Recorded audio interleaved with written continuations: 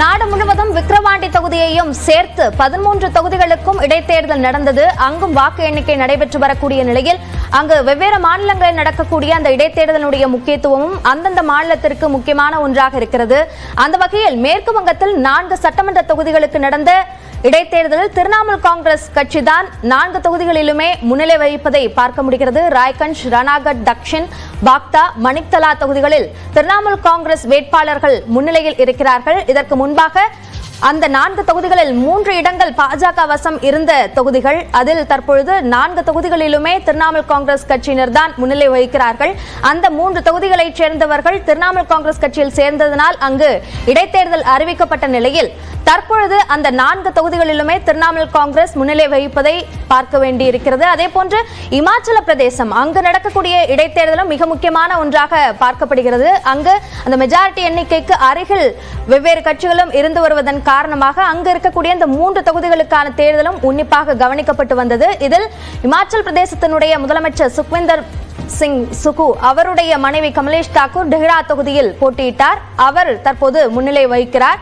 அங்கு ஒரு டஃப்பான ஒரு போட்டி நடைபெற்று வருவதையும் பார்க்க முடிகிறது. முதலில் பாஜகவினுடைய வேட்பாளர் அங்கு முன்னிலை வகித்திருந்த நிலையில் அது மாறி இருக்கிறது. இப்படியாக 636 வாக்குகள் வித்தியாசத்தில் அந்த முன்னிலை வித்தியாசம் என்பது இருந்து வருகிறது. அதன்படி தற்போதைக்கு கமலேஷ் தாக்கூர் அவர்தான் அந்த டெஹ்ரா தொகுதியில் முன்னிலை வகிக்கிறார். இமாச்சல பிரதேசத்தின் மற்ற தொகுதிகளிலும் அவர்கள் காங்கிரஸ் வேட்பாளர்கள் முன்னிலை வகிப்பதையும் பார்க்க முடிகிறது. இது முக்கியமான தேவையான ஒரு வெற்றியாகவும் பார்க்கப்படுகிறது. அடுத்ததாக நாம் விக்கிரவாண்டி இடைத்தேர்தல் அது குறித்து பேசலாம். விக்கிரவாண்டி இடைத்தேர்தல் என்பது தற்போது கட்சி திமுகவிற்கு அவர்களுடைய ஆட்சி சார்ந்த ஒரு இடைத்தேர்தலாக இருக்குமா என்ற ஒரு கேள்வி முன்வைக்கப்பட்ட அதே சமயத்தில் திமுக அரசு சந்திக்கக்கூடிய விமர்சனங்களுக்கு பதிலாகவும் அதனுடைய பிரதிபலிப்பாகவும் இந்த தேர்தலுடைய முடிவுகள் இருக்கும் என்ற விமர்சனங்களும் முன்வைக்கப்பட்டிருந்த நிலையில் தற்போது முடிவுகள் அது என்னவாக வந்திருக்கின்றன என்பதையும் நாம் பார்க்கிறோம். தற்போதைக்கு திமுக 18,057 வாக்குகள் பெற்று முன்னிலை வகிக்கிறார்கள். 10,734 வாக்குகள் வித்தியாசத்தில் திமுக வேட்பாளர் அன்னியூர் சிவா முன்னிலை வகிக்கிறார். பாமக 7,000க்கும் மேற்பட்ட வாக்குகள், அதாவது 7,323 வாக்குகளை பெற்றிருக்கிறது.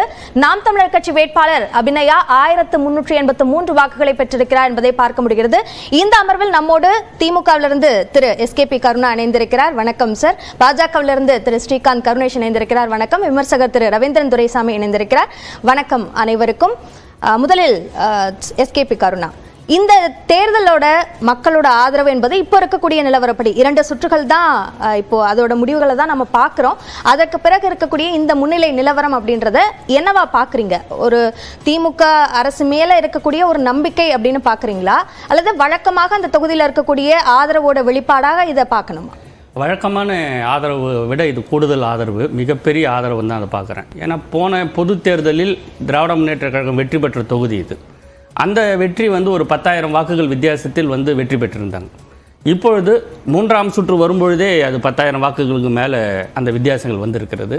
50,000 வாக்குகள் குறைந்தபட்சம் வித்தியாசத்தில் வெற்றி பெற வேண்டும் என்ற ஒரு இலக்கை நாங்கள் எங்களுக்குள் நிர்ணயித்திருந்தோம்.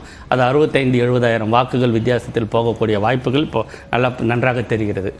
ஒட்டுமொத்தமாக இதோடைய ஒரு ஓவரால் பார்வையில் பார்க்கும்போது கிராமங்களில் இருக்கக்கூடிய, கிராமப்புறங்களில் இருக்கக்கூடிய ஒவ்வொரு மனிதர்களுக்கும், அது ஆண்களாகட்டும், பெண்களாகட்டும், அல்லது மாணவர்களாகட்டும், அல்லது இளைஞர்களாகட்டும், எல்லா சமூகத்தில் இருக்கக்கூடிய எல்லா தரப்பில் இருக்கக்கூடியவர்களுக்கும் தமிழ்நாட்டு முதலமைச்சரின் நலத்திட்டங்கள் நேரடியாக போய் சேர்ந்திருக்கின்றன. அதை தான் இந்த 15 நாட்கள் களப்பணியில் நான் நேராக பார்த்தது.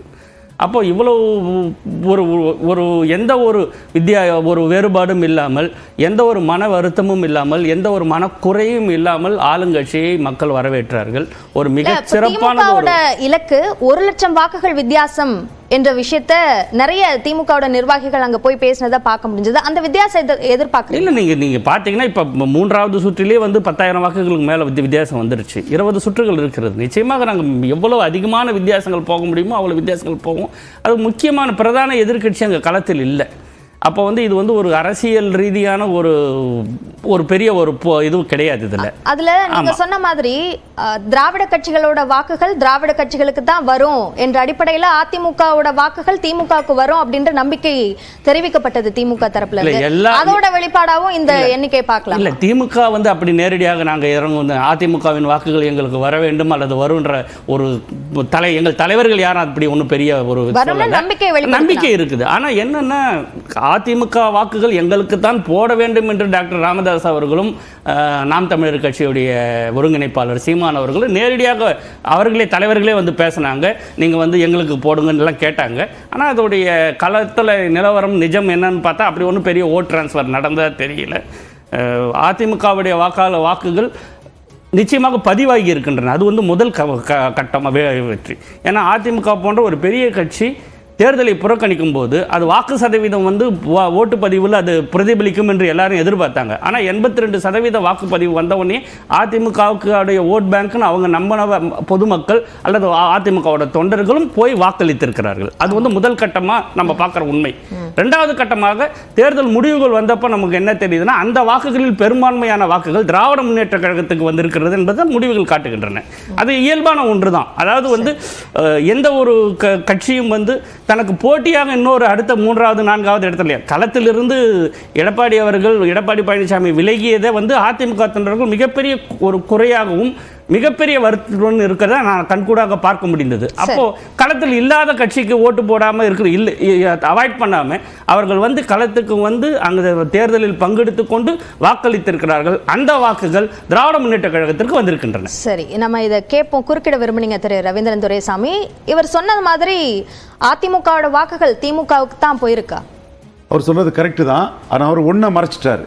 இங்கே நடக்கிறது என்டிஏ கூட்டணிக்கும் இந்தியா கூட்டணிக்குமான போர் தான். அதில் பாமக வேட்பாளரை அனௌன்ஸ் பண்ணது அண்ணாமலை எடப்பாடி பழனிசாமி ஒரு பொருட்டாகவே கருதவில்லை. அந்த தேர்தல் காலகட்டத்தில் எல்லோரும் சொன்னார்கள் அண்ணாமலை சதி செய்கிறார், அது செய்கிறார், இது செய்கிறார் என்று. திராவிட கட்சிகள் ஒன்றுக்கொன்று கும்மி அடித்து ஒன்றுக்கொண்டு இணைந்து அந்த கருத்துக்களை பரப்பினார்கள். ஆனால் அண்ணாமலை இந்த அரசியலை திராவிட கட்சிகளுக்கு இடையிலான போர் என்பதை மாற்றி இந்தியா கூட்டணிக்கும் தேசிய ஜனநாயக கூட்டணிக்குமான போர் என்பதை உருவாக்கியுள்ளார். ஒரு திராவிட கட்சி களத்தில் அவர் உருவாக்கினாரா அல்லது அதிமுக புறக்கணித்ததனால உருவானது? அந்த வாய்ப்பை அவர் சரியாக பயன்படுத்திக் கொண்டார். நாம் தமிழர் சீமான் போன்றவர்கள் ஒரு போராட்டத்தை ஆதரித்தால் அந்த ஓட்டு வந்துவிடும் என்று கருதினார்கள். பாமக அன்புமணி களத்தில் கூட ஜெயலலிதா அம்மையார் படத்தை போட்டது தவறில்லை, தினகரன் இருக்கிறார், ஓ பன்னீர்செல்வம் இருக்கிறார், அதனால் அவர்கள் போட்டதில் தவறு என்று நான் கருத மாட்டேன். 24 அந்த போட்டார்கள். ஆனால் அந்த இடத்திற்குள் அண்ணாமலை எடப்பாடி பழனிசாமிக்கு ஓட் டிரான்ஸ்பரிங் கெப்பாசிட்டி கிடையாது. அவர் சொல்லி இன்னொருவர் வாக்களிக்கக்கூடிய தன்மை இல்லை. அவர் சொல்லி வாக்களிக்காமல் யாரும் இருக்க போவதில்லை என்பதை தெள்ள தெளிவாக நுணுக்கமாக புரிந்து கொண்டு தன்னுடைய அரசியல் காய்களை பிரமாண்டமாக நகர்த்தினார். அதில் அந்த முயற்சியில்